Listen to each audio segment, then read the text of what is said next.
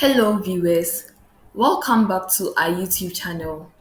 So, we continue our lessons on polynomial functions, and under polynomial functions, most of our focus is going to be on quadratic functions.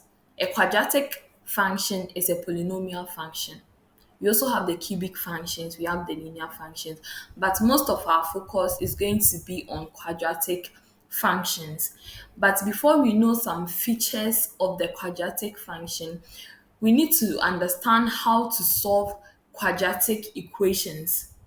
So, before I would like to explain what quadratic equations are. So, quadratic equations are equations of the form ax plus ax squared plus bx plus c equal to 0, where a is not equal to 0.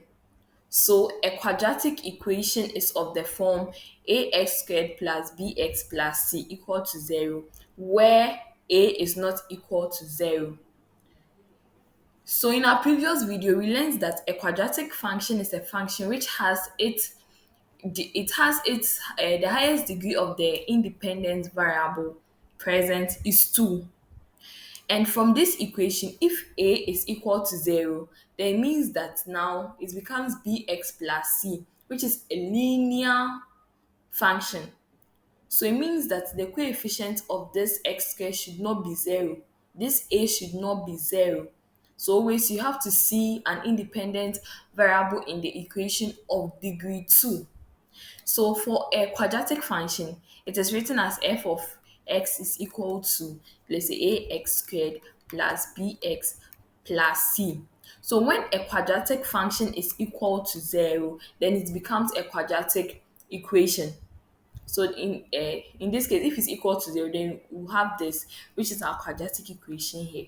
But a should not be equal to 0. Okay, so for normal linear functions, if you have a linear function, say 2x plus 1 is equal to 3, and you are told to find x. For this, you just send 1 to the other side, you group like terms. So you have 2x is equal to 3 minus 1, then you end up getting 2x is equal to 2. So you get x is equal to 1. So this for a linear function, but for a linear equation, sorry. But for a quadratic equation, like what we have here, if we have, let's say, ax, let me just write the general, ax squared plus bx plus c is equal to 0, then you are told to find x. What are you going to do? Let's try and do the same thing we did for the linear equation. From here, if we try to, let's try and group like terms. So ax squared plus bx is equal to negative c. So we are just trying to group the ones with x at one side, the ones without x at another side.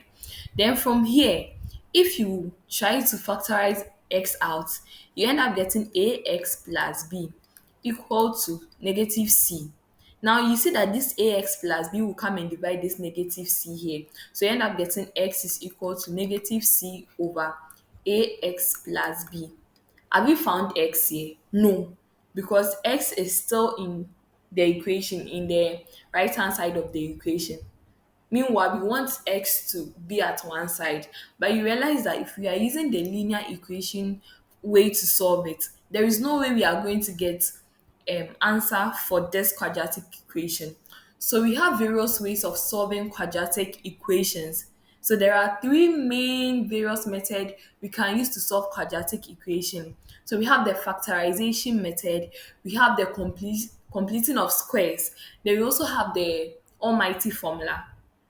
So the fundamental one is the factorization method, and there are some questions that the factorization method can solve. So we use the completing of squares, and there are some questions the completing of squares becomes complicated. Then we use the almighty formula. Yes. So that will be it for today. In our next video, we are going to learn much about this method of solving quadratic equations. So see you in our next video. Bye.